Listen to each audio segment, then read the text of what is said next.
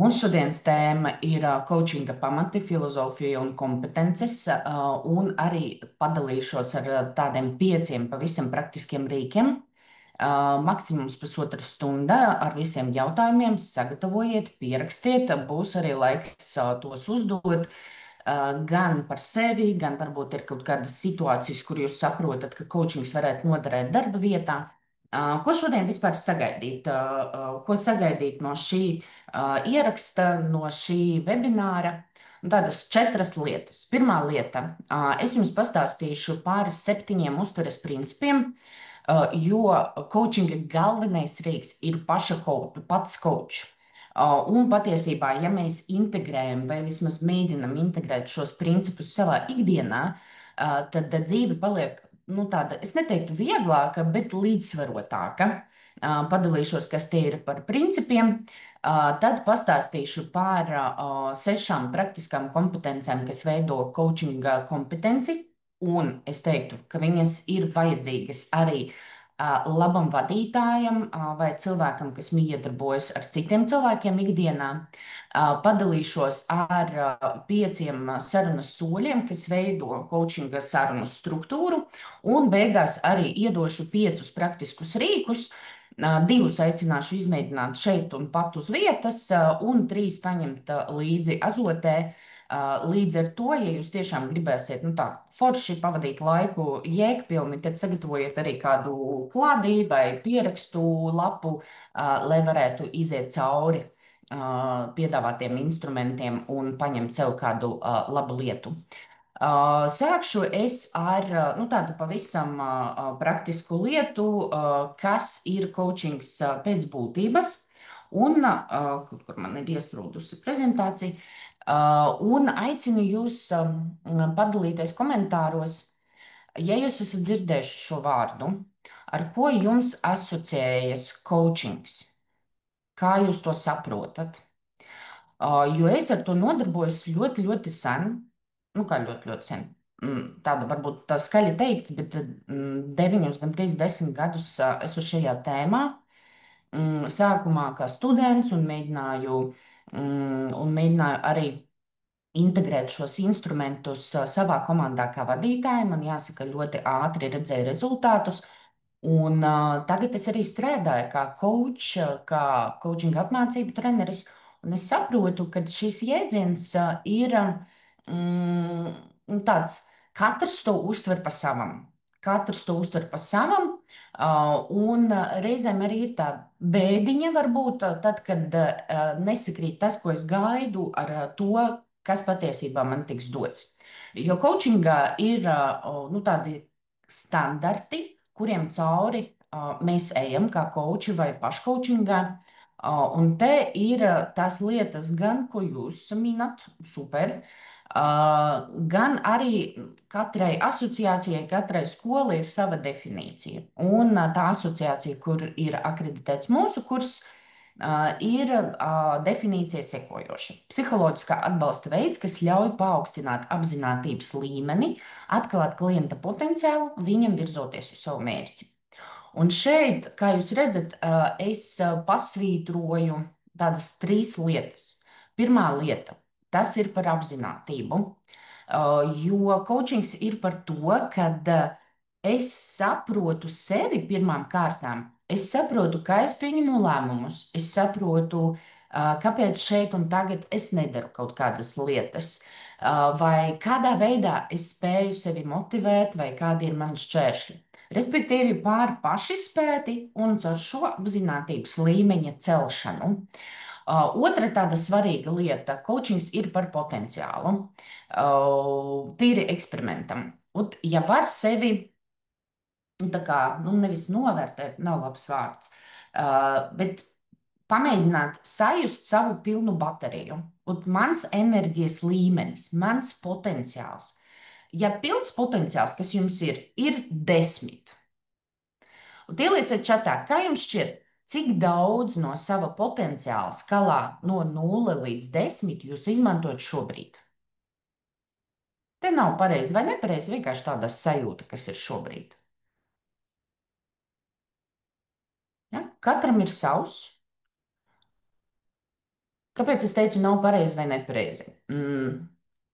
Ja mēs pieejam tam apzināti, tad ne katrā dzīves brīdī ir vajadzīgs izmantot pilnu potenciālu. Tomēr ir brīži, vai ir kaut kādi mērķi, vai projekti, vai dzīves situācijas, kur man ir nepieciešams saprast, kur man vēl ir tā rezerve. Ja, nu, piemēram, ja, jūs novērtējat, ka šobrīd izmantoju potenciālu tur uz 4, vai 5, vai 7, un saprotu, lai sasniegtu to mērķi, vai realizētu to projektu, vai tiktu galā ar šo situāciju, man ir vajadzīgs nu, tā kā vairāk izmantot no sava potenciāla, no savas enerģijas. Tad, attiecīgi, šeit ir tā telpa un iespēja saprast, kas veido šo starpību un kur es varu to pielietot. Uh, Nevienmēr tas ir vajadzīgs, ja, bet ir situācijas, kad tas ir vajadzīgs. Un parasti tās situācijas ir tad, kad mēs vēlamies sasniegt nedaudz vairāk nekā mums ir šobrīd. Un es nerunāju tikai par materiālo pasauli. Es runāju arī par iekšējo līdzsvaru, par kaut kādām iekšējām ambīcijām, uz garīgumu vai kaut kādām citām sev svarīgām lietām. Un trešais svarīgais punkts šajā definīcijā ir virzoties par savu mērķi. Un šeit ir coachinga stūrakmens un lielākā atšķirība no citām disciplīnām. Coachings ir par tagadni virzībā uz nākotni. Tagadne virzībā uz nākotni. Tagadnē mums ir apzinātība, nākotnē mums ir mērķis, un pa ceļam mums ir vajadzīgs izmantot savu potenciālu nedaudz vairāk, nekā mēs izmantojam šobrīd. Un tā ir tā formula, ļoti vienkārša. Parasti coachinga sadarbība ir starp diviem cilvēkiem vai cilvēku un komandu. Bet man ir jāsaka, ka coachingu var izmantot arī kā instrumentāriju priekš sevim, lai saprastu, ja, kur es atrodos šobrīd un kas veido manu kodolu, ko es vēlos sasniegt. Nav svarīgi, vai tas ir materiāls mērķis, vai garīgs, vai vēl kāds.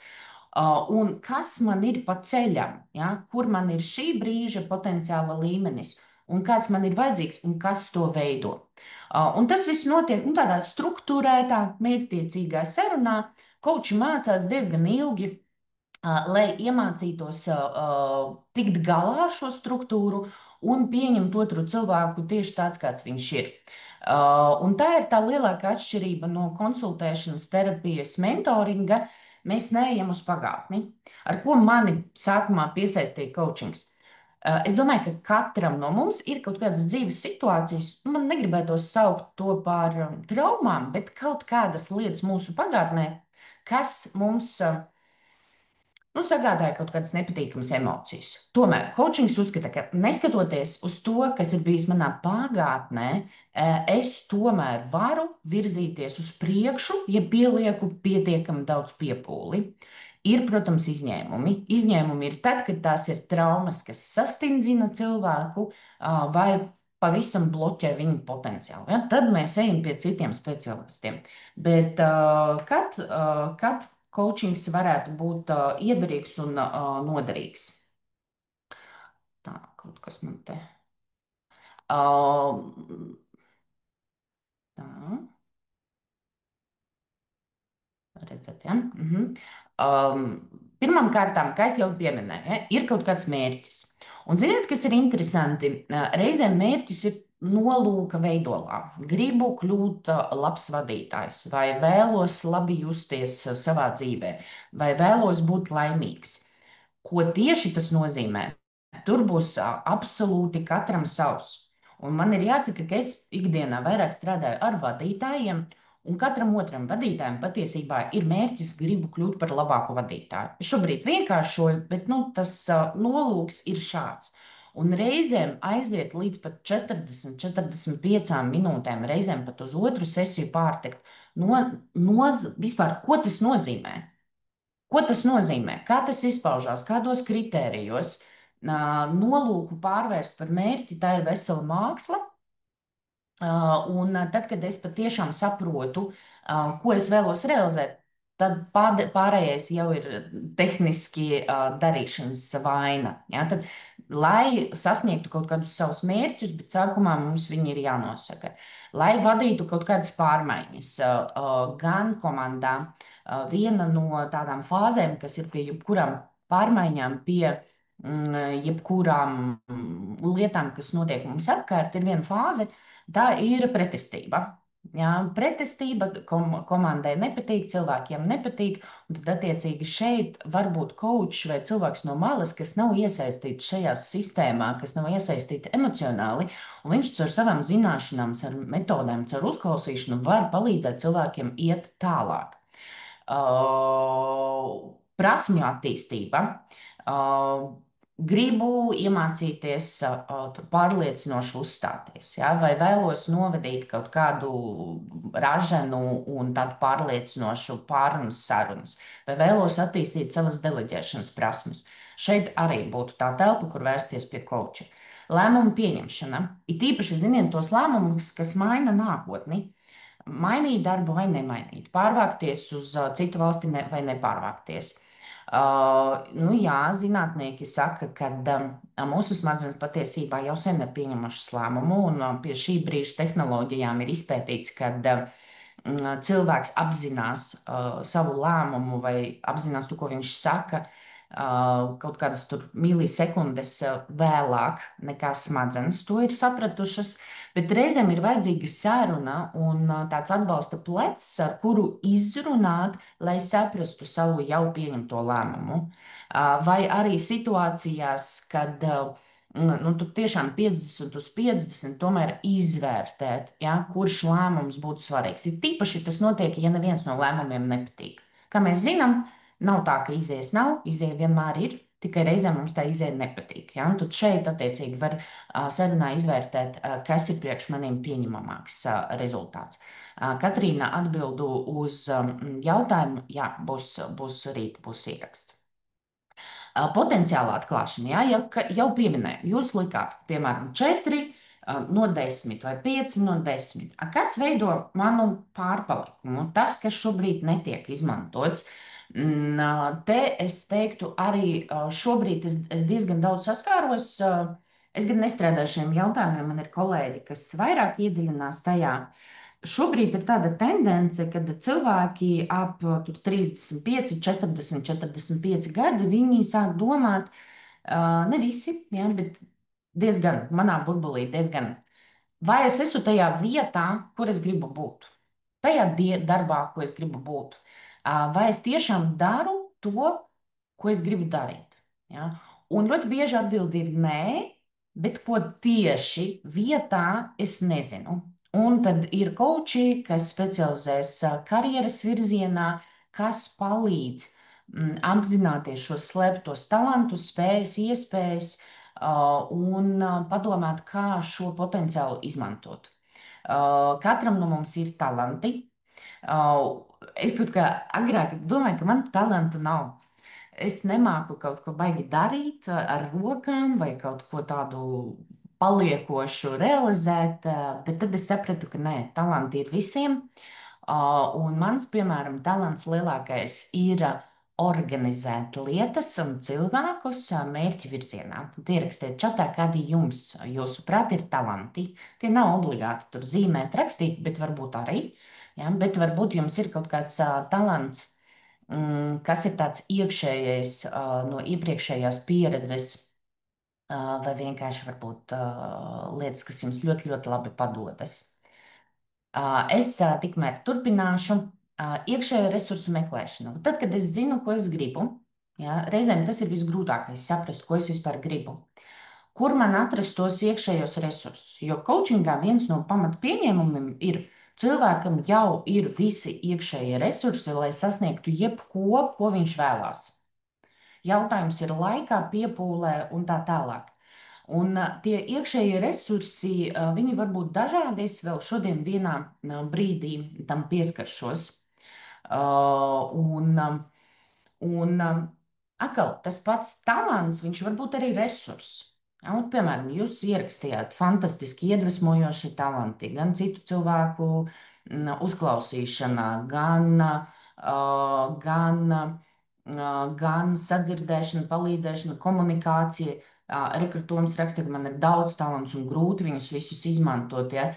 Bet, ja padomā, piemēram, ja izvēlās vienu talantu un paņem kaut kādu vienu savu mērķi, un patiesi šķiet, ka viņi nav savienojami savā starpā, bet kā tomēr es varētu šo talantu izmantot sava mērķa virzienā, lai virzītos uz priekšu? Nu, skatieties, piemēram, ja man ir bail, bet, piemēram, man ir tur talants komunikācija ar citiem cilvēkiem. Ja? Es vēru savu iekšējo resursu, kas ir komunikācija, kas ir mans talants pārvērst kaut kamā citā, lai pārvarētu savu šķērsli. Saprotat to domu? Bet svarīgi ir sākumā apzināties, kas man ir, un atklāt tos iekšējos resursus. It īpaši, ja tas notiek pēc kaut kādām neveiksmēm, jo ļoti bieži pa ceļam uz lieliem mērķiem nesenāk. Nu, nesanāk. Kaut kas neizdodas, kaut kas nerealizējas tā, kā mēs gribam, neizdodas tajā termiņā. Un te pa ceļam, gribot vai negribot, mēs mēdzam pazaudēt nedaudz savu pašpārliecību, un ir svarīgi ik pa brīdim sev atgādināt, kādi tad ir tomēr man iekšējie resursi, kāds ir mans potenciāls un kā es varu tās lietas izmantot jebkurā mērķī. Svarīgi ir vienkārši atrast tās lietas. Fantastiski jums talanti, un tiešām prieks redzēt, bet gribās vēl pateikt vienu lietu. Coachings nav panacēja. Ja, coachings nav panacēja. Es tāda antireklāma, bet gribēs to rāmi tomēr iedot. Coachings ir, ziniet, viņš neder visās situācijās. Kā es pieminēju pirms tam, tad attiecīgi ir reizes un situācijas, kad tas var nebūt noderīgs, un ir ātrāki ceļi. Ir ātrāki ceļi, jo jūs saklausījāt nedaudz, coachings ir par iekšējiem resursiem, par maniem talantiem, par manu potenciālu. Un reizēm mums ir vajadzīgi nevis iekšējie resursi, man ir, bet man ir vajadzīgi ārējie. Piemēram, zināšanas, kaut kādas konkrētas prasmes, kaut kāda konkrēta ekspertīze. Un jā, es varu iet coachinga ceļu, tas vienkārši būs tāds ceļš no Rīgas uz Liepāju caur Daugavpili, vai arī es varu palasīt, aiziet uz apmācībām, apmaksāt mentoru, vai nopirkt to ekspertīzi. Tā būs ātrāk. Ja, tā ārējie resursi, ko mēs varam iegādāties ātrāk. Ja, mēs varam tos dabūt arī paši, bet mēs varam nopirkt. Ja? Tad, attiecīgi, šeit būtu ātrāk tomēr iet uz mentoringu vai uz apmācībām vai uz kaut kādu patstāvīgu izglītošanos. Otrais, kad nebūtu coachings palīdzošs, tā ir terapija vai psiholoģiskā konsultēšana. Tad, kad ir kaut kādi iekšējie bloki, šķēršļi, kas burtiski traucē. Kas burtiski traucē un prasa speciālista atbalstu un prasa citus instrumentus. Coachings nestrādā ar pagātni. Ir tikai dažas metodes, kur mēs ejam pagātnē, bet lai paņemtu to potenciālu vai tos resursus no labām situācijām. Nu, kā piemēru, piemēram, lai sāktu darīt kaut ko, man pietrūkst, nezinu, drosme vai prieks vai vēl kaut kādas lietas kā resurss.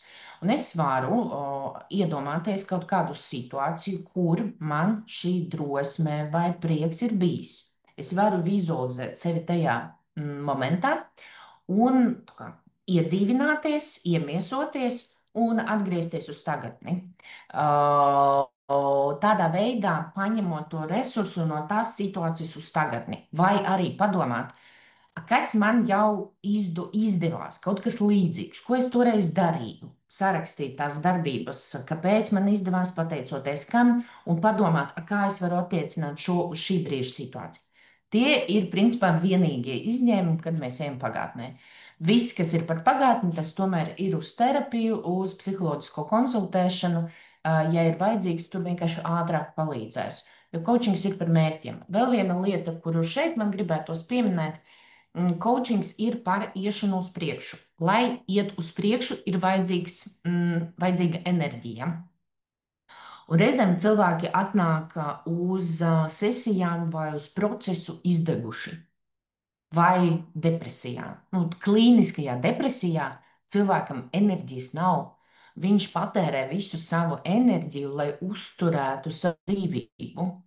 Tad pat nevar būt runa par to, lai mēs vēl kaut ko klāt darām attiecībā uz mērķiem. Ja? Ir vajadzīgs aiziet sākumā pie ārsta un sakārtot savu veselību, un tad var atgriezties pie koča. Man ir jāsaka, ka man ir bijuši klienti un vairāki, kas paralēli iet pie koča un pie terapeita. Te ir svarīgi, lai abi divi speciālisti zina, kad ir vēl cits speciālists klātesošs klienta dzīvē, un ņem to vērā. Jā, ņem to vērā. Jā, protams, mēs neprasām, kas tur notiek, tas ir konfidenciāls process, bet tomēr par to būtu jāzina. Un man jāsaka, ka ļoti, ļoti veiksmīga pieredze, jo cilvēks vienlaicīgi strādā ar tiem bubuļiem, kas ir viņam bijušas pagātnē un izstrādā šīs lietas, paralēli virzītos uz mērķi, jā, varbūt nedaudz lēnākā tempā nekā viņš varētu, ja šie šķēršļi nebūtu, bet tomēr virzās. Uzvarētājs nesoda. Kādā ātrumā es atnācu līdz savai uzvarai, nevienam baigi beigās neinteresē. Un trešais izņēmums, kad varbūt ir labāk aiziet pie cita speciālista, ir konsultācija. Kaut kāds konkrēts risinājums vai konkrēts eksperta ieteikums specifiskā jautājumā, lai vienkārši pašam nekļūdītos un lai ir ātrāk. Šeit man ir piebilde, it īpaši, ja tas ir vienreizējs. Ja jums ir jāatkoš, kā to risināt patstāvīgi, un jūs zinat, ka tas jautājums atkārtosies regulāri, tad, protams, būtu vēlams pašam nonākt līdz tam rezultātam, ko es gribu. Ja, tā kā tā, tas ir par to. Neatkarībā no jautājuma, neatkarībā no tā, ko jūs vēlaties sasniegt, jūs ejat pie koča. Jūs ejat pie koča, un kočinga galvenais instruments ir pats kočs. Jā, tās prasmes un galvenās kompetences jūs redzēsiet, viņas ir vienādas visiem kočiem visā pasaulē. Tur ir diezgan strikta metodoloģija, kā cilvēki strādā. Bet tomēr tu aiziet pie viena koča un tev, jā, super. Pie cita, nav, neaiziet kaut kas. Un tas ir par cilvēka paša personību, un kočam pašam ir jābūt ļoti, ļoti apzinātam cilvēkam. Un es šodien gribu jūs iepazīstināt ar tām lietām, kuras būtu svarīgi attīstīt. Un šīs lietas, manuprāt, kāpēc es arī gribēju tādā atvērtā webinārā padalīties, šīs lietas, manuprāt, ir vērtīgas arī mums, parastiem cilvēkiem, pat ja tad, kad mēs nestrādājam kā koči vai nenodarbojamies ar to.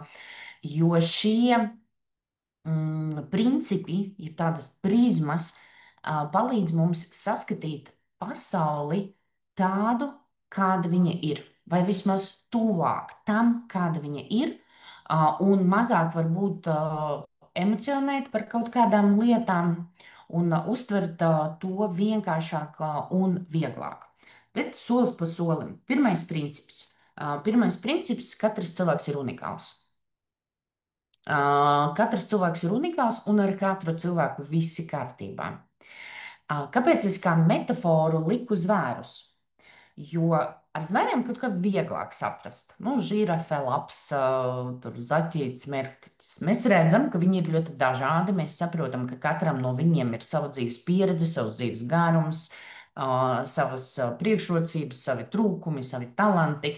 Mēs to saprotam.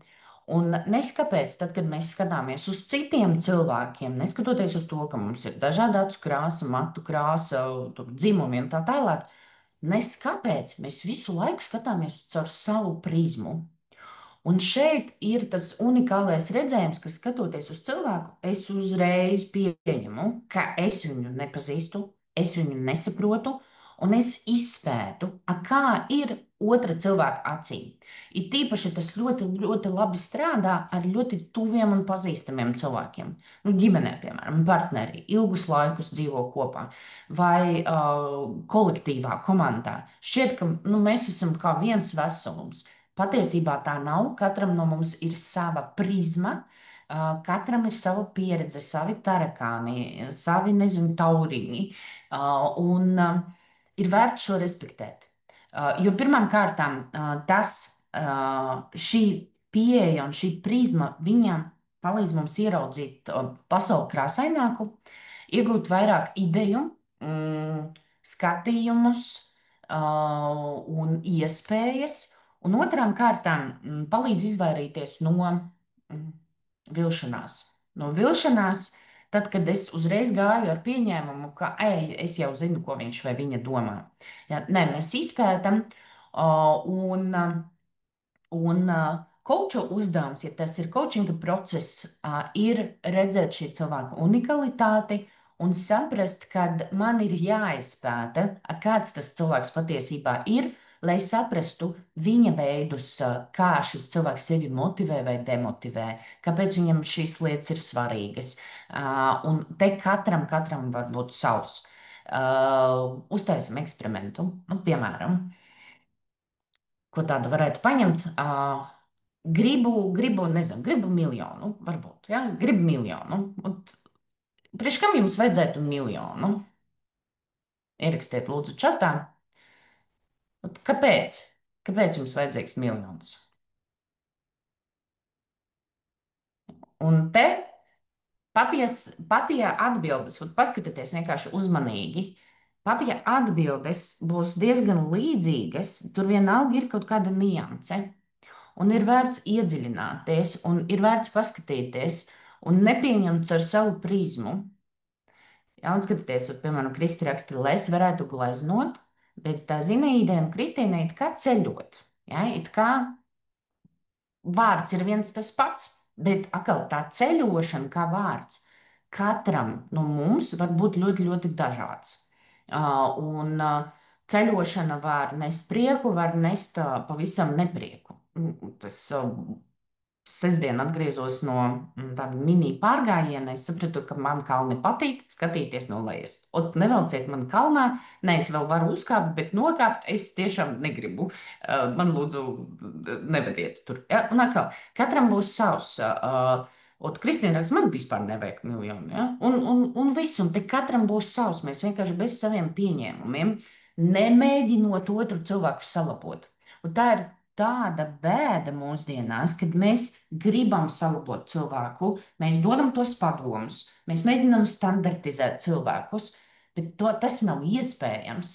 Tas burtiski nav iespējams. Un pamēģiniet vienkārši, piemēram, rīt paskatīties uz citiem cilvēkiem no šīs prizmas. Es nezinu, ko šim cilvēkam nozīmē šis vārds. Es nezinu, kas viņam ir galvā.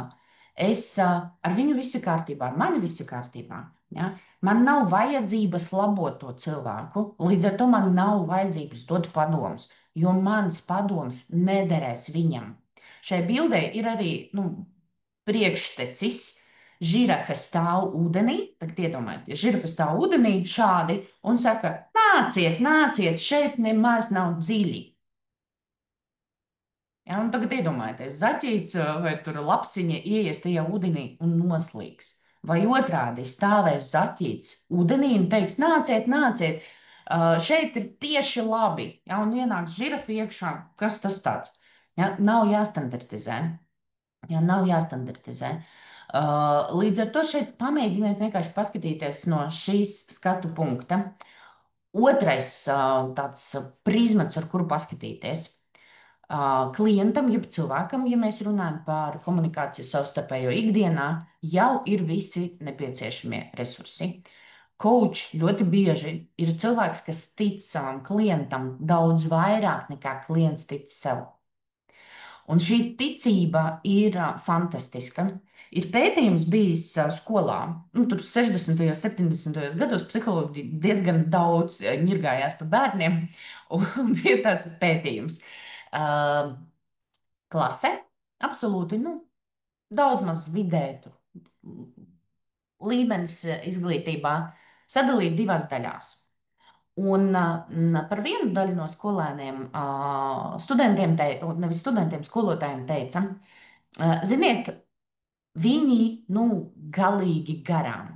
Tur nav vērts ieguldīties, neko no tā nedabūsiet, vispār nav jēga. Par otru daļu klases skolotājiem pateica, šie ir tie potenciāli pilni cilvēki, ļoti talantīgi skolēni, fantastiski. Ja, tur tiešām ir jēga. Un ziniet, kas notika? Pēc gada tā grupa, kurai skolotāji tā kā ar attieksmi gāja, ka tur nav vērts, ka viņi nevar, parādīja sliktākus rezultātus nekā vidēji viņiem bija pirms tam. Bet tā skolēnu grupa, kura vienkārši negaidīti dabūja to uzmanību, ka viņi var, viņi parādīja augstāku rezultātu. Līdz ar to šeit tā attieksme, ka es zinu, ka tu vari. Jā, varbūt grūti, es tev palīdzēšu, es tev atbalstīšu, bet es zinu, ka tu vari.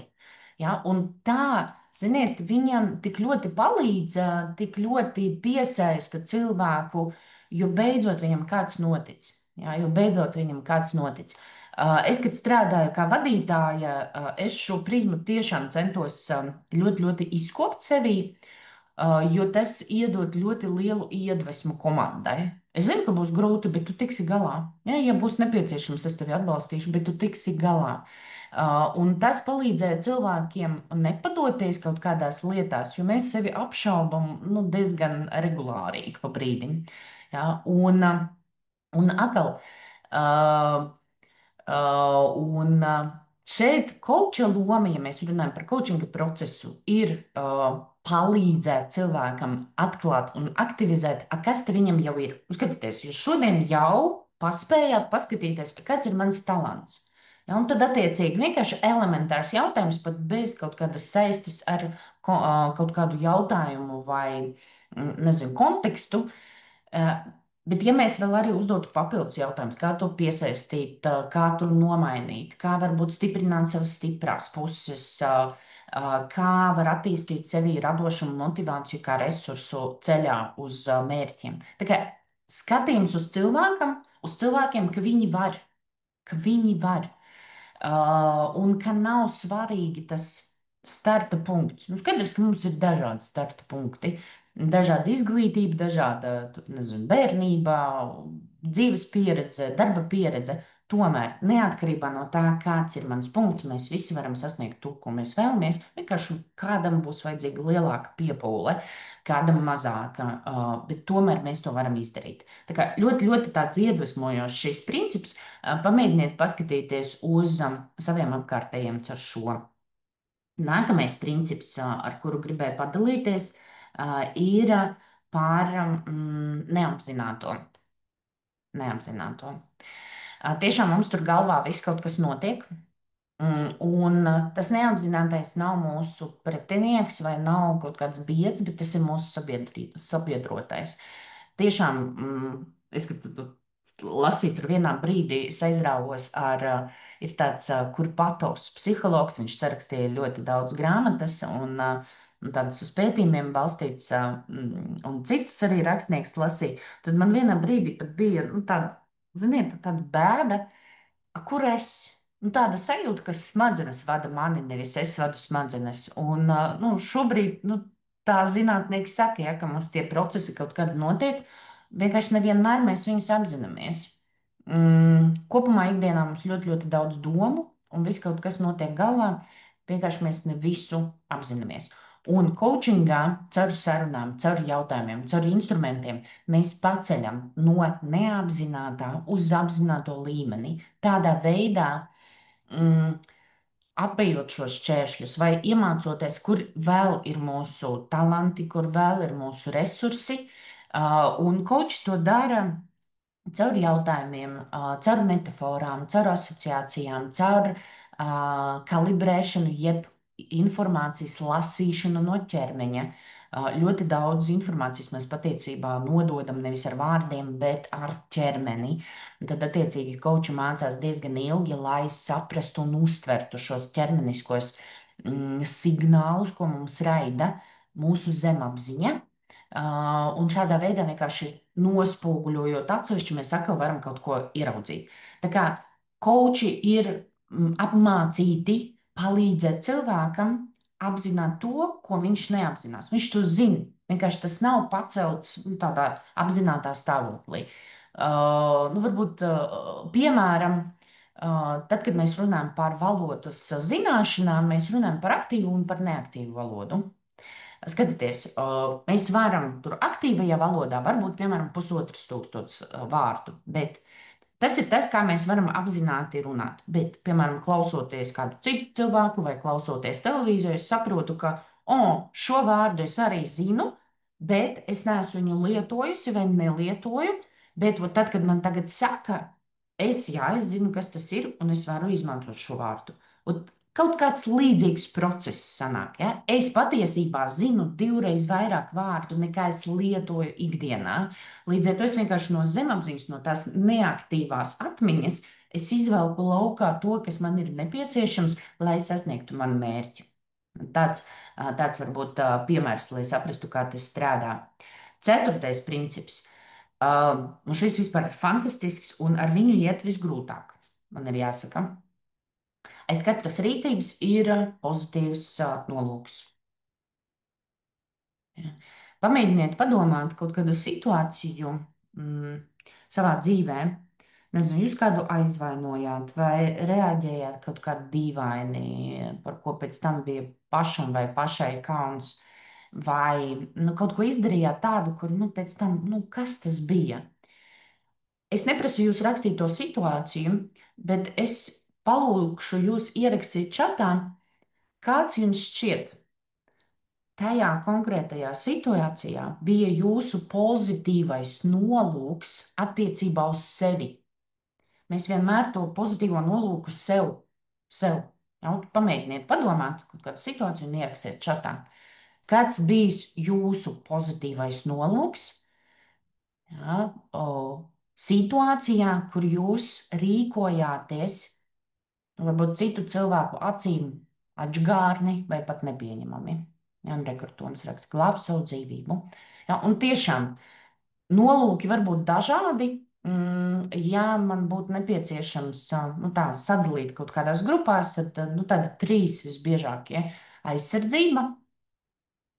Un patiesībā ne tikai, kā piemēram, tur ģimenī vai tur sevi vai kaut kā. Reizēm aizsargāt savas bailes. Ja. Piemēram, es zinu, ka man ir kaut kādas, kaut kādas lietas, kas nav attīstītas. Vai es kaut ko nemāku, vai nemāku vēl pietiekami labi darīt.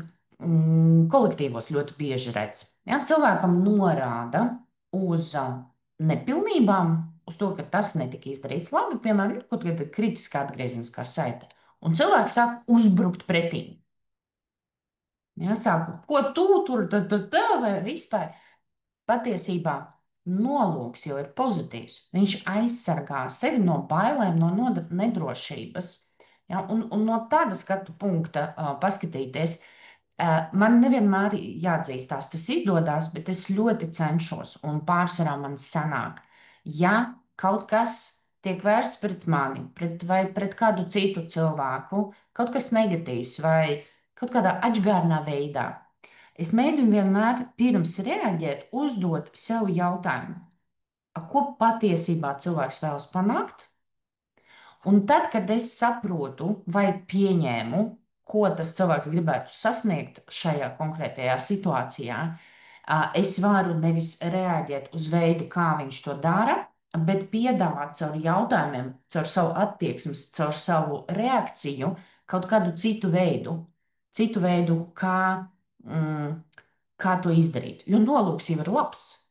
Vienkārši materiālajā pasaulē tā rīcība ir neatbilstoša. Un tas ir arī par pašizpēti. Tad, kad es izdaru kaut ko, kas man nepatika, kā es to izdarīju, vai nepatika, kā es to pateicu, man nepatika, kāda bija citu cilvēku reakcija, vai mani nosodīja. Padomāt, kāds ir bijis mans nolūks, un nevis lamāt par sevi par to reakciju. Tur nebija iespējas izdarīt savādāk. Mēs nevaram izmainīt pagātni, bet padomāt, nākamajā līdzīgajā situācijā, kā es varu nodrošināt šo pašu nolūku, bet ekoloģiskākā veidā. Vienkārši pamainīt to rīcību, nemainīt nolūku, mainīt rīcību. Ja, un te notiek diezgan tāda forša attīstība. Vajadzības. Ja? Mēs varam arī kaut kā rīkoties interesanti, jo mēs mēģinām apmierināt kaut kādas savas emocionālās vajadzības. Vai arī kaut kas priekš savas izaugsmes, nav svarīgi, kas tas varētu būt. Lūk, tā kā es aicinu jūs nevis sevi lamāt, bet padomāt, kāds ir bijis mans pozitīvais nolūks, un kā nākamreiz līdzīgajā situācijā es varu nodrošināt, lai tas nolūks tiktu realizēts pieņemamāk gan man, gan apkārtējiem. Jo, ziniet, piemēram, nu, tad, kad cilvēks skandalē, ja, es skatos uz viņu, un iespējams, un pat ļoti bieži tam cilvēkam, kas ir uzsācis skandālu, ir nolūks būt sadzirdētam. Būt sadzirdētam. Jautājums man ir, nolūks labs, fantastisks. Veids, kā viņš to dara, labs, nu nē. Kas būtu jādara tam cilvēkam, lai panāktu to, ka viņas sadzird, neizraisot kaut kādas negatīvās emocijas? Ja? Nu, noteikti nepļaut. Te būtu jāizvēlās kaut kādas citas komunikācijas taktikas. Ja? Tā kā aiz pozitīvas, nevis aiz rīcības ir pozitīvs nolūks. Bet tas nav tikai varbūt es tā uz negatīvo pusi aizvilku. Patiesībā tas arī ir par pozitīvām lietām. Ja es kaut ko daru, tur ir kaut kāds nolūks. Kāpēc es to daru? Ja? Un, ja es saprotu to savu kāpēc, tad patiesībā es iepazīstu sevi, es iepazīstu savus motivatorus, es iepazīstu savus dzīves dzinuļus un spēju labāk sevi saprast. Piektais princips. Pārmaiņas ir neizbēgamas. Ziniet, tad, kad man cilvēks saka, man viss dzīvē ir labi, man neko nevajag, man nav mērķu. Es saprotu, ka cilvēks ir sakārtojis savu dzīvi, viss kārtībā, un viņa tāds pakārtotais mērķis būtu noturēt šīs izmaiņas, nu, tā kā noturēt šo stāvokli. Tas arī ir mērķis. Jo pārmaiņas ir, viņas ir neizbēgamas. Mēs novecojam, nauda paliek lētāka, darba vidē ienāk zinošāki kolēģi. Lai es paliktu tur, kur es esmu, man arī ir jāmainās. Šo ir svarīgi saprast, lai nesanāk vienkārši, ka nu, nemanot, es tur kaut kur novirzos. Jūs zināt, ja ka Latvijā ir veikta statistika par vidējo atalgojumu dažādos dzīves posmos, nu, tad līdz 45, 50 gadu tā alga aug, pēc tam tā diezgan strauji sāk samazināties.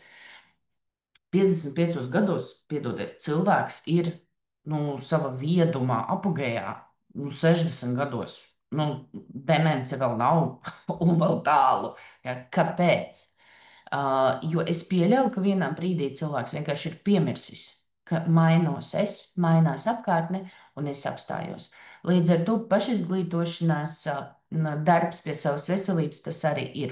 Otra lieta, ja mēs paskatāmies no coachinga prizmas. Ļoti bieži, tad, kad sāk koči jauni mācīties, viņiem gribās, lai tam klientam ir ātrs rezultāts, vai lai ir wow momenti, lai cilvēks virzās uz priekšu. Bet reizēm tā kustība ir ļoti, ļoti minimāla. Reizēm viens vārds ir tā kustība, ir tā pārmaiņa, kas uzpeldēs pie kaut kāda konkrētas situācijas un veicinās kaut kādu citu attieksmi. Mēs mācāmies nelabot cilvēkus, nesteidzināt. Viņiem ir savs temps, kā viņi to dara. Izmaiņas vienalga ir, jo cilvēks runājas, viņš veido savu apziņotību, viņš veido savu vidi, viņš veido kaut kādus varbūt mikrosolīšus, bet vienalga tas notiek. Galvenais, lai tas notiek vēlamajā virzienā, lai nevis regress, bet progress. Ilgtermiņā. Ja, jo reizēm ceļā uz saviem mērķiem varbūt arī regress. Es vienā brīdī izdomāju, ka man vajag hobiju un sāku mācīties golfu. Tad, jo vairāk es mācījos, jo vairāk man bija sajūta, ka man kaut kas nav kārtībā ar rokām, ar kājām. Jo tad, kad tu teici kaut ko darīt, man likās, ka es vispār neko vairs nemāku. Ja? Man bija regress. Bet tas piederās pie apmācību ceļa. Pēc tam tas, protams, stabilizēs, normalizēs. Un tas ir elementārs tāds apmācību process. Sestais princips. Nelielas izmaiņas rada lielas sekas. Te ir jāpiestrādā ar savu nepacietību, jo neskapēc dārznieki viņi tā kā neperās, ka viņi iestāda sēklu un tur ir jāgaida. Reizēm, lai sagaidītu abus, pat vairākus gadus ir jāgaida, un to uztur mierīgi. Bet neskapēc attiecībā uz kaut kādiem ikdienas dzīves mērķiem vai vienkārši kaut kādiem mērķiem mums gribās ātru rezultātu. Un līdz ar to ļoti bieži ir tā attieksme visu vai nu ko. Ielieciet, lūdzu, čatā plusiņu, kam ir šī bēdiņa. Ja nav uzreiz rezultāts, tad es labāk nedaru. Vai ja nav perfekti, tad es labāk nedaru. Vai tur atlieku. Ja? Aha. Ir tāda lieta, ja? Un šis princips, viņš palīdz tā kā tikt ar šo galā, jo ir svarīgākais mazi soļi. Nevajag lielus, galvenais, lai ir mazi. Uh, Uzreiz nevajag, bet vajag ātrie. Mazi, bet konsekventi. Ja, un skatieties, dārznieks iesēs sēklu, viņš negaida, ka uzreiz izaugs, bet viņš katru dienu pa bišķiem pielij ūdeni. Un reizēm pa daudz ūdens arī ir slikti. Un šeit ir svarīgi saprast, kas ir tas temps, kur ir tie minimālie soļi, lai es tomēr virzos uz priekšu un nesačakarēju sev. Tā ir viena lieta. Otra lieta ir tīpaši, ja iet runa par kaut kādu ieradumu maiņu vai kaut kādiem lieliem sarežģītiem mērķiem, kur mums ir jāiet ārpus savas komforta zonas. Un skatieties, jebkuras pārmaiņas arī sevī, savā iekšējā pasaulē vai savā ikdienā izraisa pretestību. Līdz ar to, jo lielāks solis nezināmajā, jo lielāka pretestība būs, jo lielāka iespējamība, ka jūs nenoturēsieties. Jo lielāka iespēja, ka jums nesanāks, jo lielāka iespēja, ka jūs paši sevi tur izdomāsiet, kāpēc to nedarīt. Man liekas, cilvēki, tad, kad viņiem negribās kaut ko darīt, viņi ir tik radoši attaisnojumu izdomāšanā, ka vienkārši fantastiski. Ja? Līdz ar to ir svarīgs pirmais solis, un ir svarīgs, lai viņš ir mikromaziņš. Lai tur nav jāpieliek piepūle. Nu, piemēram, es gribu sarunāt, tur nezinu, kaut kādu tikšanos, un man ir grūti to cilvēku uzrunāt, vai es nezinu, es tur baidos, ka man nesanāks. Bet kas būtu mikrosolītis, lai es tomēr to izdaru? Ielikšu kalendārā. Nu, es tagad ielikšu kalendārā rīt pusstundu veltīt izpētēji. Rīt es to pusstundu veltīju izpētēji. Ja, viegli soļi, viegli soļi. Un tādā veidā es virzos uz priekšu, pa ceļam iegūstot kaut kādu informāciju. Es jau esmu sākusi, man tā kā jau gribās turpināt. Un, ziniet, reizēm arī veidojas tāda sajūta, tā kā apetīti aug ēdot. Ja mēs sevi pat reizēm pabremzējam vairāk, jo vairāk mums gribās to izdarīt. Līdz ar to mazi soļi, pakāpeniska attīstība, nelaistam baigi daudz savus augus, jeb mērķus, bet tomēr aplaistam un daram to regulāri, lai nenošūst. Ja? Mazie soļi pēc būtības arī strādā kā dopamīna padevējs, jo katrs mazs solīts mūsu ķermenis iedod mums motivējošo neiromediātoru, kas ir dopamīns, kas mums palīdz virzīties un iet uz priekšu. Un burtiski veidojas, ziniet, tāda kā atkarība, jo ķermenis zina, kad nākamo izdarot, es atkal jutīšos labi. Ja? Es atkal jutīšos labi, es atkal jutīšos labi. Tā kā tas ir sestais princips, un septītais princips ir par realitātes uztverēm. Ja? Kaut kur viņš krustojās ar to, ka katrs cilvēks ir unikāls, un te pa virsmu vēl nāk tas, ka katrs unikāls cilvēks vēl arī redz cilvēku, citu pasaules daļu savādāk. Arī es. Mana pasaule veidojas caur to, kā es viņu redzu. Un, lai mainītu savu pasauli, reizēm ir jāpaskatās no kaut kāda sev neierastā skatu punkta. Nav pareizi vai nepareizi. NLP ir tāds jēdziens, karte nav teritorija. Lai saprastu, kā tur patiesībā ir jāapskata no dažādām skatu punktiem. Un es šodien jums arī vienu instrumentu ieliku klāt. Četras pozīcijas, caur kurām paskatīties uz pasauli un padomāt, ko es pazaudēju, ko es neredzu, ko es negribu redzēt, varbūt, ja? Vai kas ir tās nianses, ko būtu forši ieraudzīt. Un coachinga procesā tieši coacha loma ir uh, palīdzēt cilvēkam saskatīt pilnu ainu. Nevis to vienu daļu, zinām, kā zirgi ar klupītēm. Mēs ejam pa dzīvi, ir tīpaši tad, kad ir liela dzīves rutīna un viens un tas pats.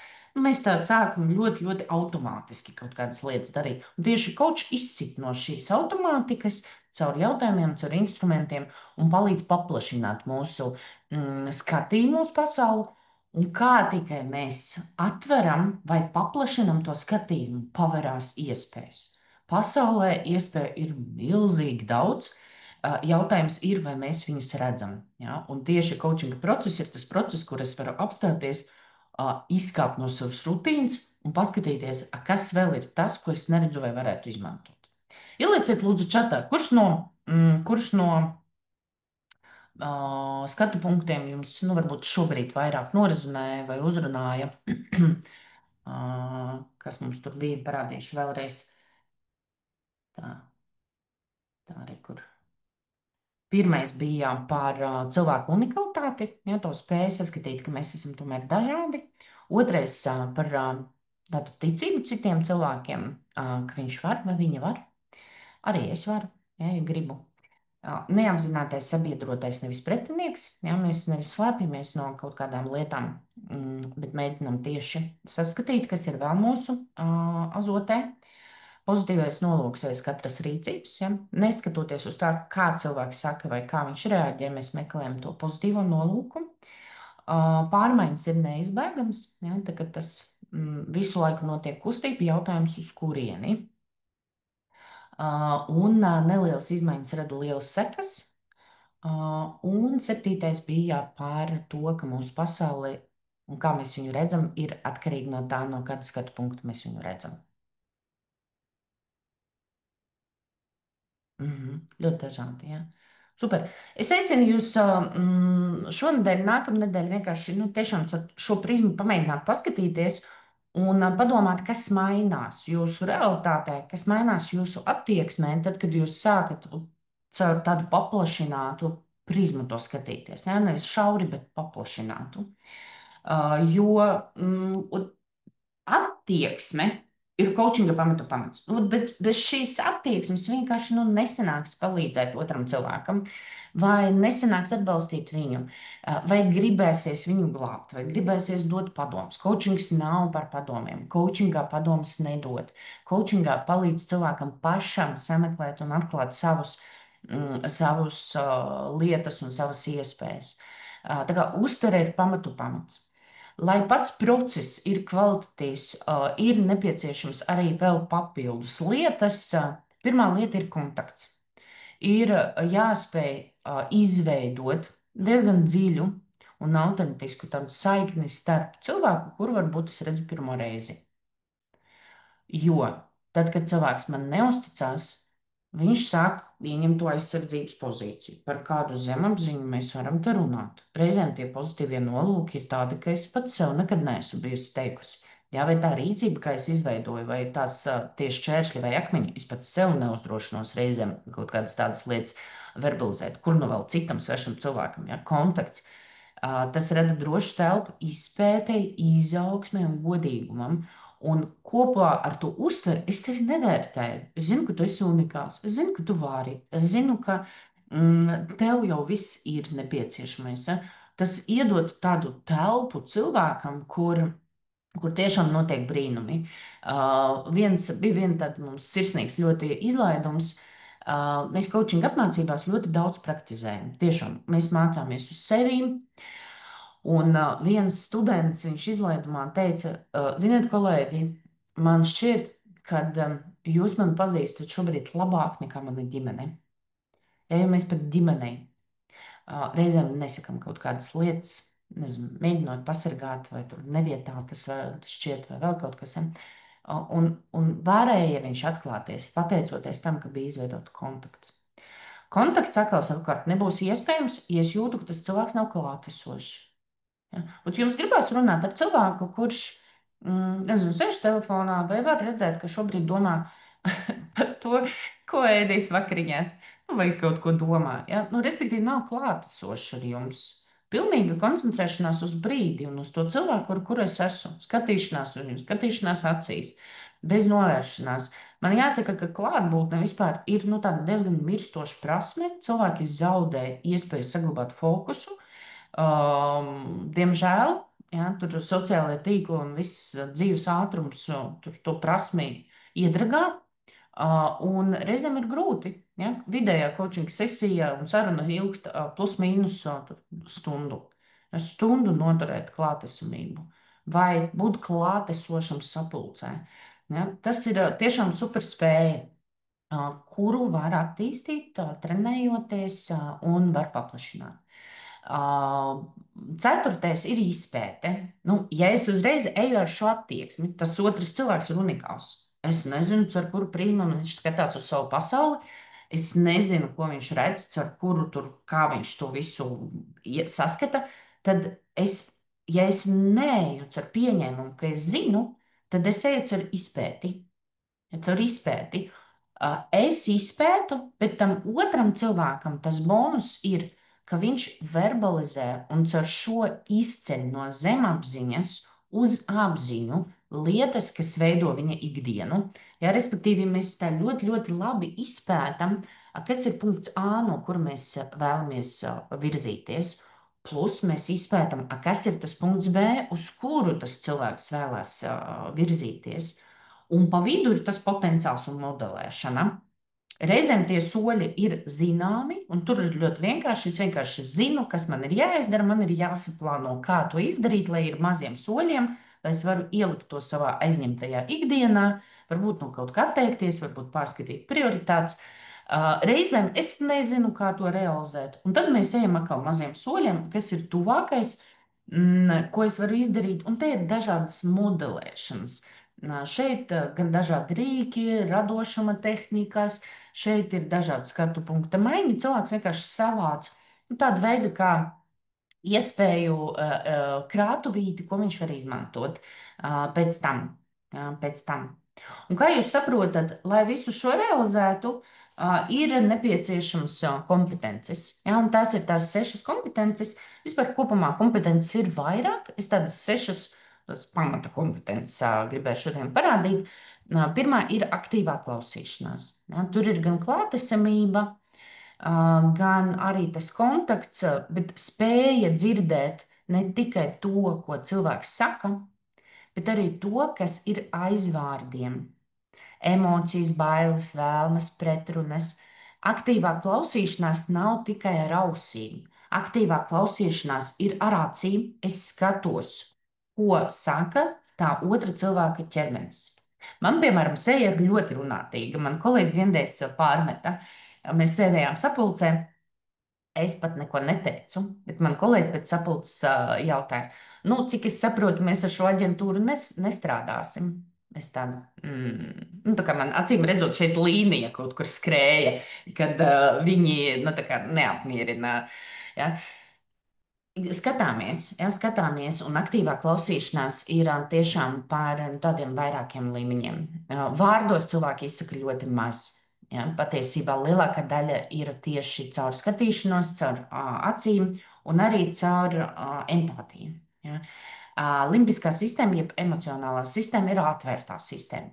Nu, salīdzinājumam. Asinsrite ir slēgtā sistēma. Es nevaru, piemēram, Tomam tagad aizdot savas asins, jau otrādi. Bet limbiskā sistēma es varu. Pirmām kārtām, ja es runātu, piemēram, ar to, varbūt sajust, ko tas cilvēks otrs šobrīd jūt. Ja? Un otrām kārtām, es varu padalīties ar savām emocijām. Ja? Un iespējams, jūs tā kā sāksiet just kaut ko līdzīgu. Ja?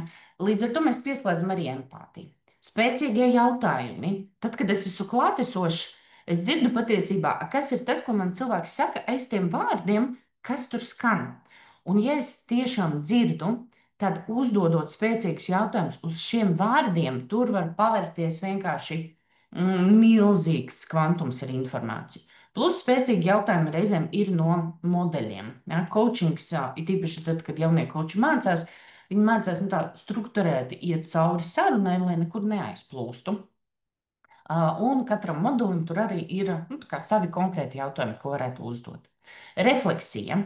Skatāties, reizēm cilvēks sevi nu, tā kā neredz tādu, kāds viņš ir. Un ieraudzīt sevi viņš var caur savu koču. Un koči var veicināt šo refleksiju ar jautājumiem, ar varbūt spoguļošanu verbālo. Ja? Tu man pateici to un to. Un reizēm, tad, kad mēs sadzirdam to no cita mutes, tāds, tiešām, ja? Un mēs sākam kaut ko savādāk domāt. Tā kā veicināt refleksiju cilvēkam. Struktūras veidošana, ja, kompetence, kas palīdz cilvēkam virzīties, nu, tā kā kočam, tā funkcija palīdzēt cilvēkam virzīties, jo coachinga saruna nav tikai vienkārši tā saruna. Ja, tā ir diezgan strukturēta.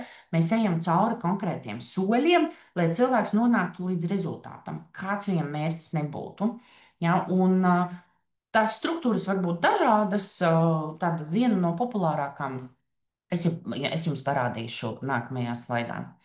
Empātija un klātbūtne, to es jau pieminēju, un mērķu skaidrība. Prasme definēt klientam, palīdzēt klientam definēt mērķus. Atkal nevis tādus, kā es viņus redzu, bet tādus, kā redz, un vai varbūt pat neapzinās tas otrs cilvēks ar viņa kāpēc. Skatieties, piemēram, tas pats es jums jautāju, ja? Tur liek man miljonus. Ja? Miljons pats par sevi vispār materiālas lietas, viņas tā ļoti, ļoti īslaicīgi motivē. Vai, piemēram, ja mēs ejam uz šo mērķi, tad pati par sevi tur nauda vai manta vai kaut kāds amats, viņš nebūs tik motivējošs ilgtermiņā. Tur vajadzēs ļoti, ļoti daudz disciplīnas ielikt iekšā. Bet, ja es atceros un apzinos savu īsto kāpēc, atkal tur katram būs savs, tad patiesībā kaut kādos brīžos man būs vieglāk tikt galā, jo es skaidri saprotu to mērķi un kāpēc man tas ir nepieciešams. Un man ir jāsaka, ka ļoti labs coachinga rezultāts ir, kad cilvēks atsakās no sava mērķa. Jo diezgan daudz mērķu mums piegādā sabiedrība, ģimene, darba vieta, nezinu, tur sociālo tīklu spiediens. Un tad, kad es patiesībā padomāju, kāpēc man tas ir vajadzīgs, tā atbilde ir, tāpēc, ka tas ir pieņemts, vai tāpēc, ka kāds to no manis vēlas vai sagaida, bet es nevaru atrast to savu kāpēc. Man tas kāpēc neiedvesmo, un skaidrs, ka šādu mērķi ir diezgan grūti arī sasniegt. Ja? Parādīšu jums to struktūru, sarunu struktūru, kurai mēs ejam cauri. Šī ir vispopulārākā sarunu struktūra coachingā. Ir tāda metode, kas saucās GROW, augt.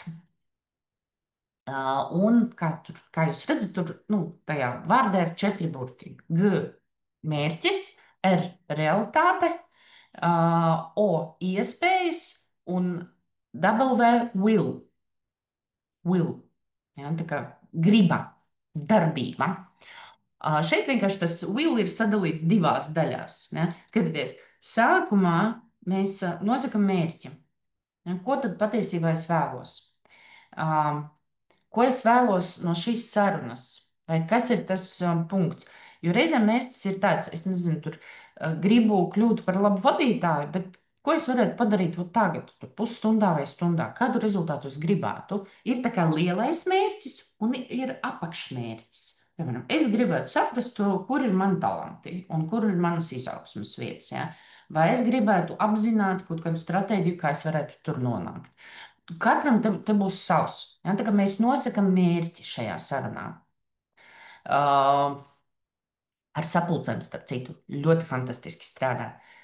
Ziniet, sapulces mērķis izrunāt lietas, tas nav mērķis, piedodiet man. Tā kā, nē. Tas ir nolūks. Bet kāds ir sapulces mērķis? Ko mēs gribam sasniegt, redzēt sapulces beigās? Kas tas ir? Panākt 3 vienošanās, apskatīt datus un noteikt vājiem datiem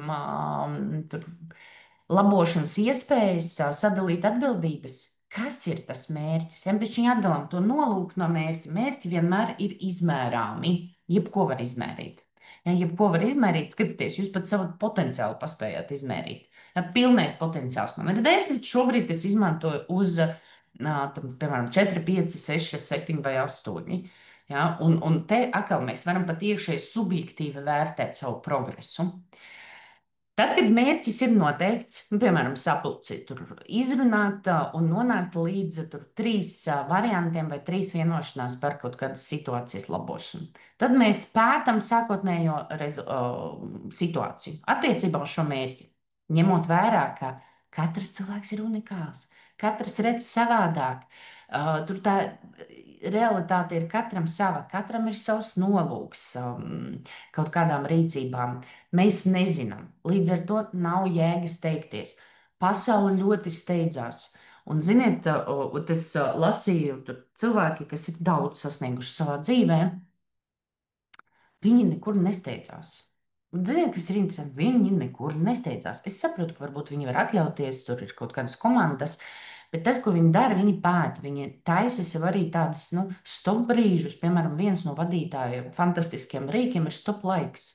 2 stundas nedēļā liek iekšā kalendārā. Šajā laikā ir aizliegti operatīvie darbi. Šajā laikā ir aizliegtas sapulces. Es nostupēju un pētu pašreizējo situāciju. Es pārēju arī uz nākamo soli. Es pētu iespējas, variantus un tā tālāk, ko dara citi, kur virzās tehnoloģijas.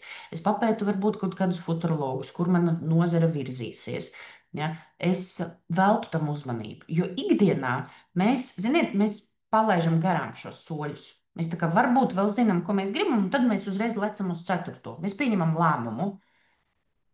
Ļoti bieži viņi ir nepilnīgi tie lēmumi, jo nav veikta situācijas analīze un nav apzināts visas iespējas. Varbūt ir vieglāk izdarīt kaut kā. Skatieties, piemēram, ja jūs esat vadītājs, jūs jau arī visu nezināt. Un tad, kad es sāku integrēt šo pieeju savā darbā, es sapratu, ka man nav jāpieņem lēmumi. Nu, tā kā lielākoties nav. Un tas, ko es varu darīt, es varu vairāk uzticēties savai komandai un uzklausīt viņus, vairāk pētīt un vairāk saskatīt variantus. Un sev par izbrīnu, un viņiem par izbrīnu, tika konstatēts, ka, hei, patiesībā viņi visu zina, man nav tik daudz jāiesaistās. Mm, Man reizēm bija pat wow momenti, jo man galvā ir kaut kāds lēmums. Un, ja es būtu palaidusi garām to izpēti un pajautāt, ko citi cilvēki domā no savas pieredzes, vai tur pameklēt kaut kādas citas iespējas un variantus, es būtu darījusi. Bet man bija wow, nu, ļoti bieži bija wow situācijas, kad mans lēmums bija tā kā smagāks, laikietilpīgāks vai resursu ietaupīgāks, jo cilvēki, kas ar to strādāja ikdienā, viņi zināja vienkāršākus veidus. Ja? Tā kā nesteidzamies uz ceturto, sākumā kvalitatīvi izpētam esošo situāciju, tad mēs pameklējam variantus, pie tam jebkurus, pat ja viņi šķiet nereāli. Šeit arī ir forši jautājumi, piemēram, ko var uzdot sev vai koču uzdot.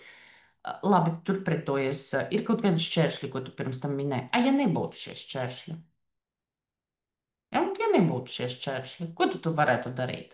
Vai, ja tev būtu viss pasaules laiks, kādas tad būtu iespējas? Ne, ja mēs noņemam visus savus atrunus, ja, visus savus atrunus, un padomājiet, padomājiet par kaut ko, ko jūs vēlaties savā dzīvē, un kaut kādu atrunu, ko jūs tur sev mēģināt iestāstīt. Nu, parasti tas ir nav laika, tur vēl kaut kas lietas, nav naudas. Un kāda ir jūsu atruna? Ielieciet čatā, ko jūs sev stāstat? Kā jums nav, lai realizētu šo mērķi? Vai kāpēc jūs šobrīd nevarat realizēt šo mērķi?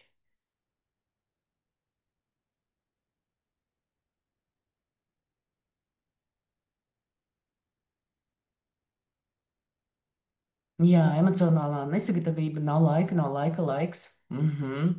Starp citu, par to emocionālo nesagatavotību ir jāsaprot, ka ir tīpaši ar lieliem mērķiem vai iešana ārpus komforta zonā, nu, tā kā tu nekad nebūsi gatava. Nu, tā kā, nu, nekad. Ir tāds teiciens, baidies, dari baidoties. Mm, Vienkārši tieši tik elementāri. Es par to padomāšu rīt. Ja? Un skatieties, ot, ja šo atrunu noņemt, un Kristīna, piemēram, ko tu varētu darīt, ja tev tā ticība, ka tu tiksi galā, būtu, ja tu zinātu, ka man tiešām izdosies. Nu, tā kā tur vispār nav variantu. es zinu, ka izdosies. Ko varētu darīt? Ja? Vai ja man būtu laiks, ja, tad, nu, visi var atrast laiku. Ja? Tā ir tiešām ir ļoti liela atruna. Uh, ko tad es varētu darīt? Ja? Un šeit atkal parādās kaut kādas lietas, kas varbūt pirms tam nu, tika atmestas. Ja? Jā, sāktu kustēties un pa mazam solītam pētītu, kā labāk. Nu, tomēr sāktu kaut ko darīt. Un te atkal atgriežamies pie tā principa, uh, mazi soļi rada lielas sekas. Skaties, es sāku pētīt, es ieraugu kaut ko, man tur pavērās vēl kaut kāda informācija. Ļoti bieži pasaule sāk mums piegādāt informāciju. Sociālo tīklu algoritmi strādā. Jūs sāksiet redzēt to informāciju vienkārši visur. Jūs sāksiet satikt cilvēkus, kas ar šo informāciju strādā, vai jums pat iedos kaut kādu gatavo atbildi pasauli. Ja? Un tur vienalga būs galvenais sākt. Galvenais ir tas pirmais solis, ja? Sākt darīt. Un tad man ir jāpieņem lēmums, ko tad es tomēr darīšu. Skatieties, piemēram, man ir sanāca tur, nezinu, 15 iespējas, ko es varētu darīt. Man ir jāizvēlās viena, divas, trīs, nevajag visus. Paņemam vienu, piemēram, 14 paliek rezervē. Pat ja man neizdosies šis, man vēl ir 14 rezervē. Un tas ir to ļoti lielu ātrumu iedot dzīvē. Skatieties, piemēram, ja mēs kā komanda, jā, tērējam laiku, varbūt tur pat 10, 15, varbūt pat stunda aizies, mēs meklējam iespējas, bet savācam viņas daudz. Paņemam vienu iespēju, sākam realizēt, neizdodas. Mums vairs nav tam jātērē laiks, mums ir nākamā. Un tad vēl, un tad vēl, un tad vēl, un tad vēl. Mums jau šis darbs ir izdarīts, mājas darbs ir veikts. Ja, un tas ilgtermiņā iedod ļoti lielu ātrumu, arī individuālos mērķos. Jo no vienas puses mēs it kā sākumā tērējam laiku, lai to izdarītu, bet pēc tam tas ļoti, ļoti atmaksājas. Un tad, kad ir pieņemts lēmums, ko tad es darīšu, tad ir jāizstrādā rīcības plāns. Atkal, lai tas nav nodoma līmenī. Sarunāšu tikšanos, tā nav rīcība. Piedodiet man, rīcība ir otrdien, tur tādā un tādā datumā, pulkstens 13. Es zvanīšu tam cilvēkam uz sarunāšu tikšanos. Lai es tiešām neaizmirstu, mana mikrorīcība būs, es tūlīt ielikšu kalendārā, ka rīt tur vai atgādinājumu uz to dienu, vai es ielikšu savu atgādinājumu telefonu. Tā kā rīcības ir ļoti konkrēts, ar datumiem, ar izmērāmām lietām, neatstājam nodoma līmenī. Es pieļauju, ka daudz cilvēki plāno aiziet pie ārsta vairākus gadus. Nodoms ir labs, nodoms labs. Nu, tā kā aiziet uz lielo check-up. Ja? Cik daudz cilvēki tiešām to arī realizē reizi pusgadā vai reizi gadā. Ja? Jo trūkst rīcība, trūkst konkrēta rīcība un pirms rīcība. Tas mazais solīts ielikšu kalendārā uzzvanīt rīt. Ja? Tā kā, un šeit mēs ejam ļoti, ļoti specifiski. Un reizēm klienti šeit pat, es strādāju ar top vadītājiem, viņi pat sāk frustrēties. Viņiem besī tādi jautājumi. Bet es saku, tava ikdiena ir tik aizņemta, tur ir tik daudz lēmumu, tur ir tik daudz lietu, kad šādi pozitīvi nolūki attiecībā uz savu pašizaugsmi, viņi var piemirsties, ja neparādās šīs konkrētas rīcības. Ja, tā kā šāda ir saruna, pamēģiniet, bet noslēgumā pieci mazi rīki, ko es aicinu jūs paņemt sev līdzi. Vienu patiesībā jūs jau izmēģinājāt. Palika mums vēl ir dzīves rats, perspektīva maiņa, atvērtie jautājumi un laika līnija. Bet nu pēc kārtas. Skala. Ja, es jūs aicināju novērtēt potenciālu. Bet novērtēt šādi vai uztaisīt tādu ātro auditu var ļoti ātri. Cilvēki to ļoti labi saprot. Piemēram, audits, kā šobrīd jūtas. Nezinu, jūs esat vadītājs, jums ir jāsaprot, vai cilvēkiem šobrīd ir ok, tas noskaņojums, ja, vai kaut kas ir jāizdara šīs lietas labā. Cik labi jūs šobrīd jūtaties attiecībā uz šo situāciju? Vai cik tu esi pārliecināts par šīs, nezinu, projekta iznākumu? Ja? ļoti īsi. Piemēram, ja es sākšu prasīt kaut kādus konkrētus pierādījumus vai kaut ko vēl, tad tur cilvēks var iesprūst. Bet te, piemēram, nu, uz 7. Ja. Šo skalu diezgan bieži koči izmanto beigās. Tiek izstrādāts rīcības plāns. Un mēs varam pajautāt, skalā no 1 līdz 10, kur 1 ir. Nu, godīgi nedarīšu. Un 10, un zinu, vispār nav šaubas, ka izdarīšu. Cik ir tava pārliecība, ka tu izdarīsi tās lietas, ko tu minēji? Ja?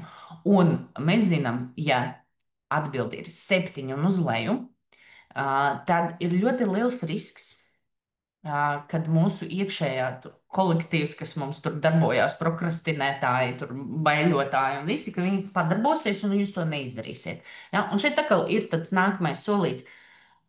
Ko tu vari izdarīt, vai kas būtu jāmaina mērķī vai soļos, lai tava pārliecība ir par 1 punktu vairāk? Par 1 punktu vairāk. Ja, nu, piemēram, jūs pirms tam atbildējāt par potenciālu. Ja līmenis, kurā jūs izmantojat šobrīd potenciālu, jūs apmierina, tad nevajag atbildēt uz nākamo jautājumu. Bet, ja tomēr ir tā sajūta, ka es gribētu vairāk no sava potenciāla izmantot, man tā kā tā enerģija bišķiņ spiež no iekšas, tad kas būtu jāizdara, lai jūs sāktu izmantot savu potenciālu pa 1 atzīmi vairāk? Par 1. Ja, kas būtu jāsāk darīt šodien vai rīt? Ja? Nevajag uzreiz uz 10, pa 1. Ja? Un tur atkal parādās jau kaut kādi konkrēti solīši, ko var izdarīt. Ja?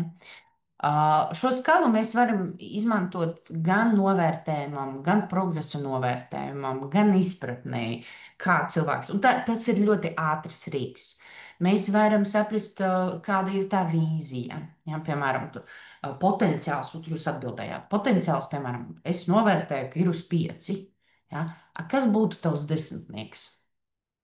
Ja, un šeit atkal parādītos kaut kāda vīzija, kā izskatās situācija, kad es savu potenciālu izmantoju uz pilnu klapu. Tā kā tas. Jo dziļāk mežā, jo vairāk koku. Un šeit ir vajadzīga tā struktūra. Un tieši tāpēc koči diezgan ilgi mācās, lai ievērotu struktūru, jo, jā, katrs jautājums tur var atvērt vienkārši nenormāli daudz informācijas. Jā, un kočam ir jāmāk virzīt tomēr to sarunu uz tādu rezultātu, lai abi divi tur vienā brīdī nepazūd. Tā kā šo instrumentu jūs jau izmēģinājāt. Nākamais instruments, ko es sagatavoju, to var uztaisīt sev atsevišķi paškoučingu izpēte, pašizpēte. Bet sākt nevis ar nākotni, bet sākt ar izpēti par savu pagātni. Ļoti bieži, tad, kad cilvēki prasa, tur, es gribu kaut ko citu darīt, nezinu ko, jā, tad mēs sākam tieši pētīt, nu, tā kā nevis pagātnē, bet kas ir manā tagadnē no pagātnes, ko es māku, ko es esmu strādājis, kur ir mani sasniegumi bijuši, kur man neizdevās, kādi resursi man ir, kādi talanti no pagātnes. Šeit varbūt arī emociju līmenī. Ja? Mēs izpētam un izrakstam pagātni. Visu to bagāžu, kas mums ir līdzi. Jo no šīs bagāžas nav jāatsakās. Tā ir mūsu bagātība, tā ir mūsu vērtība. Kāpēc es teicu, ka man patīk tā pieeja, ka nav svarīgi, kas pagātnē ir bijis?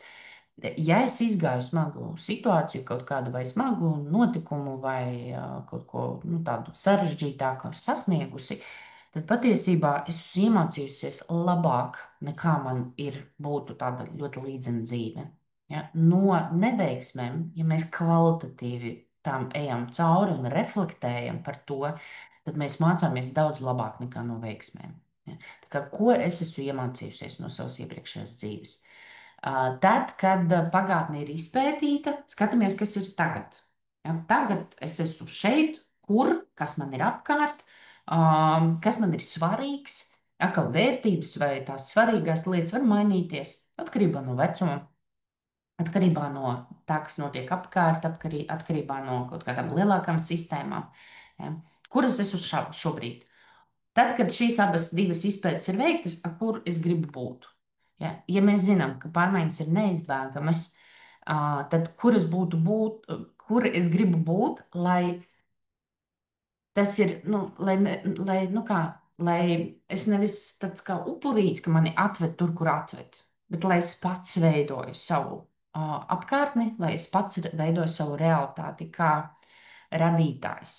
Ja? Lai es nevis reaģēju, bet aktīvi radu, kur es gribu būt. Jā, un aprakstam. Tāds baigi foršs vingrinājums, jā, viņš prasa laiku. Iespējams, nu, piemēram, ja jūs taisat vakarā dienas grāmatu journaling, tad varbūt var sadalīt uz vairākiem vakariem, piemēram, vai rītiem. Starp citu, sadalot vai paskatoties uz iepriekšējā dienā, atkal kaut kas var atnākt. Jūs skatāties, kā tikai es izcēlu no neapzinātā, piemēram, padomājot par pagātni, par to, ko es esmu iemācījies, sāk aktivizēties kaut kādas citas lietas, kas man tur vēl ir neapzinātajā. Līdz ar to atgriezties pie šīs refleksijas ir ļoti forši, jo nākamajā dienā jums var uzpeldēt vēl kaut kas, vēl kaut kas. Tā kā pierakstīt klāt.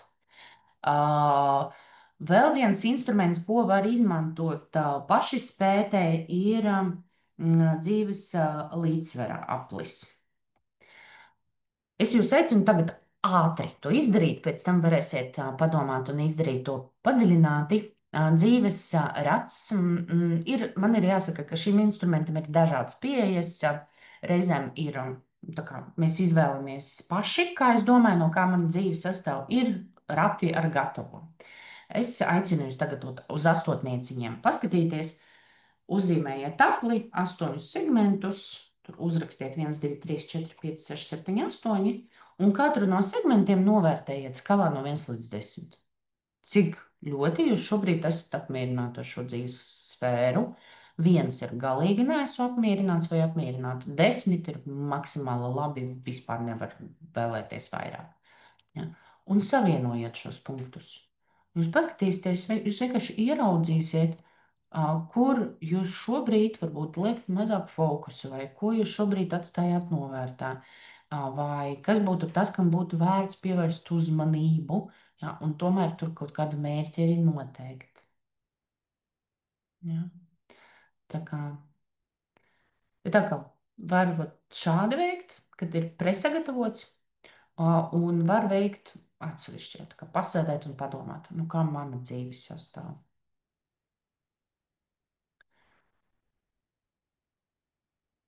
Jā, Laura, atbildot uz tavu jautājumu, iepriekš tika minēts, ka coachings ir tikai par tagadni un nākotni. Iepriekšējā metodē mēs pagātnī pētām nevis lai labotu, kā notiek terapijā, bet lai konstatētu faktus, ar ko kas ir manā čemodānā šodien no pagātnes. Skatieties, tad, kad es braucu ceļojumā, es atvedu mantas. Viņas ir šeit, tagad ar mani, bet viņas ir no manas iepriekšējās dzīves, no vakardienas. Ja, es vienkārši atveru čemodānu un skatos, ko es esmu paņēmusi līdzi. Es tā kā nevaru mainīt, es nevaru salikt citas mantas čemodānā, ja, bet es varu izpētīt, kas man ir līdzi. Kāda ir tā doma? Ja, mēs tā kā nemēģinām labot, mēs neejam uz to terapijas lauku, mēs vienkārši konstatējam faktu, kas man ir pieejams, kāda resursi ir. Nu, lūk, tas ir par šo instrumentu. Nākamais instruments, kas ļoti labi strādā, lai saprastu to cilvēku unikalitāti un dažādus redzējumus. Viņš saucās 4 pozīciju uztvere. 4 pozīcijas, caur kurām var paskatīties uz jebkuru situāciju un paplašināt savu redzējumu un savu pasaules uztveri. Pirmā ir sava perspektīva. Ko es redzu, ko es jūtu, ko es gribu, kā šī situācija mani ietekmē personīgi. Tad, kad padomāju kvalitatīvi, kā tas ir manas vēlmes šajā situācijā un tā tālāk, tad es padomāju no citu perspektīvas. Šis cilvēks, piemēram, kolēģis vai partneris vai vadītājs vai draugs, ja es iekāpju viņa kurpēs, nu vismaz pacenšos, ja, un iztēlojos, ka es, piemēram, esmu Kristīna. Ja. Ko šī otra persona grib? Kāds ir viņas nolūks? Atceramies, nolūks ir pozitīvs. Nolūks ir pozitīvs, un varbūt tā rīcība vienkārši neatbilst. Ko tas cilvēks patiesībā grib? Uh, ko jūt, iespējams, kāda ir tur reakcija vai potenciālā reakcija. Ja? Izpētam cita perspektīva. Mēģinam atlikt savu ego, jā, un ego ir pirmajā perspektīvā. Otrajā perspektīvā mēģinam iekāpt otra cilvēka kurpēs. Trešā perspektīva, ja es būtu kamera uz sienas, kamerai, nu, ir vienalga, kas notiek istabā. Tiešām tur vienkārši notiek ieraksts. Ja? No tāda neitrāla novērotāja perspektīvas, ko es redzu, kas notiek starp šiem diviem cilvēkiem, šim cilvēkam, ja? Ko šī situācija izdara ar iesaistītiem cilvēkiem. Nu, tā kā paskatos nu, tā kā no malas. Un ceturto pozīciju ļoti bieži piemirst. Cik negribētos mūsu lielajiem ego, tomēr viens indivīds ir mazāks par sistēmu. Manas vēlmes nav tik svarīgas kā manas ģimenes vēlmes. Mans ego nav tik liels kā manas komandas vajadzības. Mans bizness nav tik svarīgs kā valsts. Ja? Tāda pazemība, nu, nevis pazemība, bet vienkārši sistēmas likumi. Un ja es paplašinu šo skatījumu, kuras lielākas sistēmas sastāvdaļa ir šie divi cilvēki vai šie divi skatu punkti, piemēram, ģimene. Ja? Kas ģimenei ir vajadzīgs? Ja? Kas no ģimenes perspektīvas būtu svarīgi? Kādas ilgtermiņa sekas būtu ģimenei? Vai par darbu, piemēram, runājot. Ja? Un atkal ienāk kaut kādas fantastiskas atziņas. Noņemās bišķiņ tas ego un parādās tāda ilgbūtīgāka attieksme un redzējums. Jo reizēm ir vienkārši jāpiekāpjas, jo reizēm ir vienkārši jāiztaisa mute. Ja? Jo ilgtermiņā tās sekas uz kopējo sistēmu būs graujošas. Ja? No viena vārda var sagraut veselus kolektīvus. Ja? Tā kā šeit ir tāds skatu punkts, četras pozīcijas. Jāatceramies, es, cits, novērotājs un sistēma. Tā kā šis. Nu, un viens instrumentiņš, ko es jūs aicināšu izmantot vairāk, ir atvērtie jautājumi. Mēs nevaram izpētīt caur slēgtiem jautājumiem. Vai tu izpildīji mājas darbu? Jā, nē. Ko tieši tu uzzināji? Ja, nu, tieši ko? Ja? Vai tu izdarīji tur darbu? Jā, nē. Nu, jā, it kā liekas atbilde, bet kādā kvalitātē, kas tur tika izdarīts, nu, nav skaidrs. Ja? Līdz ar to ir vērts pāriet vairāk uz atvērtiem jautājumiem, slēgtie jautājumi, jautājumi, kas prasa tādu atbildi jā vai nē. Ja, balts vai melns. Skaidrs, ka mēs viņus lietojam ikdienā. Tie ir manipulējošie jautājumi, jo atbilde ir prezināma. Es pieļauju, ka mājās brokastīs no rīta neviens neprasa, ko tu ēdīsi brokastīs. Nu, prasa tur putru vai olas. Nu, tā ir manipulācija. Atbilde ir prezināma.